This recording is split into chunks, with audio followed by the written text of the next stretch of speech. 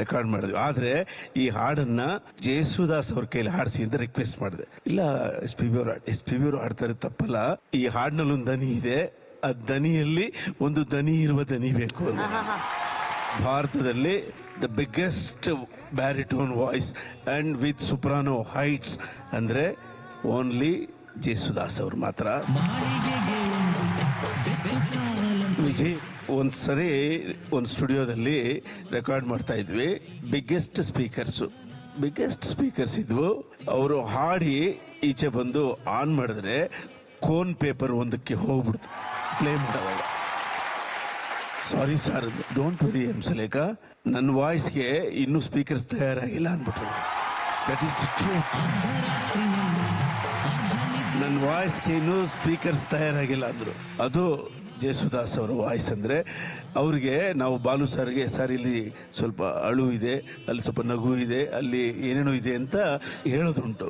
ಜೇಸುದಾಸ್ ಅವರಿಗೆ ನಾನಲ್ಲ, ಈ ಜಗತ್ತಿನಲ್ಲಿ ಯಾರು ಹಾಡು ಕೊಟ್ಟ ಮೇಲೆ ಏನೂ ಹೇಳಂಗಿಲ್ಲ ಅವ್ರಿಗೆ.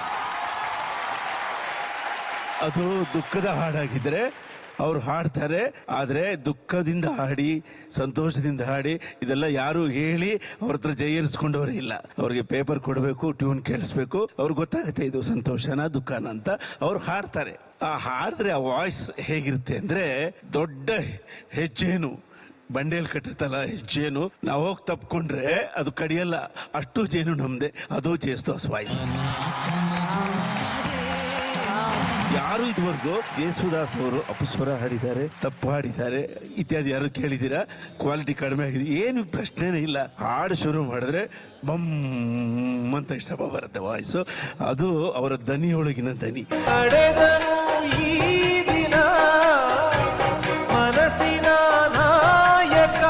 ಅದಕ್ಕೆ ಅಯ್ಯಪ್ಪ ಅವ್ರನ್ನ ಪ್ರೀತಿಯಿಂದ ನನ್ನ ಹತ್ರ ಇರು ಅಂತ ಹೇಳಿದ್ದಾರೆ.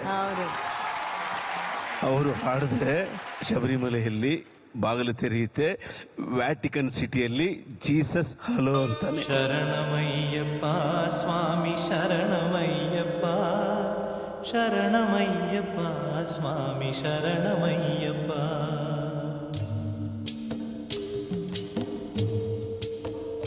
ಸಂಗೀತ ಕ್ಷೇತ್ರದಲ್ಲಿ ಈ ಶತಮಾನದ ಒಬ್ಬ ಪವಾಡ ಪುರುಷ ಅಂತ ಹೇಳೋದ್ರಲ್ಲಿ ಯಾವ ಒಂದು ಅತಿಶಯೋಕ್ತಿಯೂ ಇಲ್ಲ.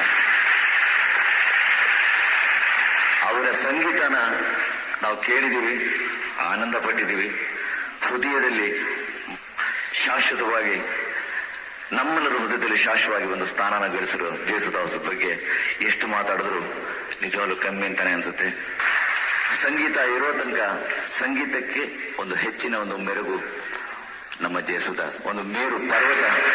ಇವತ್ತು ಪ್ರಪಂಚದಲ್ಲಿ ಏನಾದ್ರೂ ಒಂದು ಸ್ವಲ್ಪ ಒಳ್ಳೇದಾಗ್ತಿದೆ ಅಂತ ಹೇಳಿದ್ರೆ ಅದಿಂತಹ ಮಹಾನ್ ವ್ಯಕ್ತಿಗಳಿಂದ ಮಾತ್ರ ಅಂತ ಹೇಳ್ಬೋದು, ಬೇರೆ ಯಾರಿಂದಾನೂ ಅಲ್ಲ.